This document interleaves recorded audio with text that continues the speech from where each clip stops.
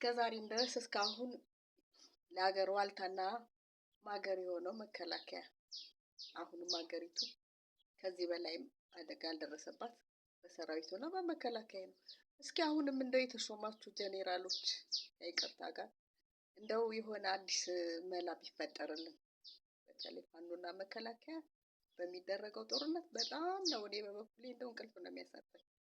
ለምን ብዬ እና በትግራይ ሰራዊቱ ሲመታና የትግራይና የኢትዮጵያ ጦርነት ያው ሁለቱም የኢትዮጵያ ጦርነት ነው።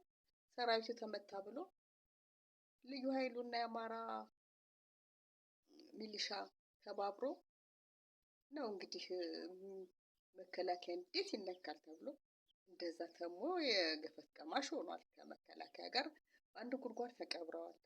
እና ይህን ነገር እስቲ ወደኋላ ነገሩ ሄዶ መነሻና መድረሻዊ ጦርነቱም ሁልጊዜ የምለው ነው ተገምግሞ እንደው የሆነ ሌላ ዘዴ ቢፈጠር።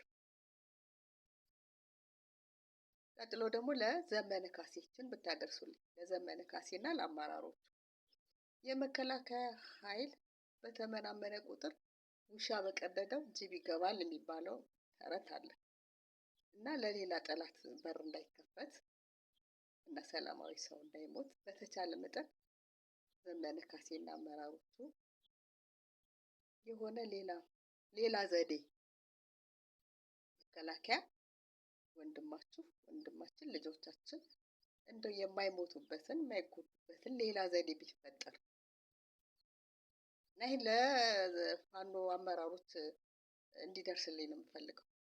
ሌላ ዘዴ ቢፈጠርልን መከላከያ አይነቅ አይሙት አይመናመን ለሀገሪቱ አስፈላጊ ነው።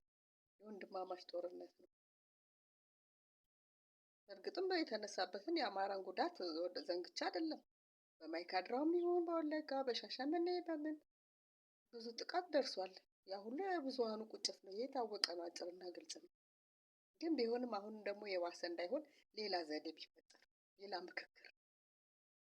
ምክክር አድርጉልን አዲሱ ጄኔራሎች እና የፋኖ አመራሮች እስቲ አዲስ ሀሳብ አምጡልን። እስከዛሬዎቹም ጥሩ ሰርተው አልፈዋል። ሀገሪቱን በዚህ ልክ እንደውም ማቆየት አንድ ነገር ትልቅ ነገር ነው። እንደተሰራው ስራ ከዚህ በላይ ይሆን ነበር እና አደራ ለአዲስ ጄኔራሎች ለፋኖ አመራሮች እባካችሁ አዲስ ዘዴ ይፈጠር።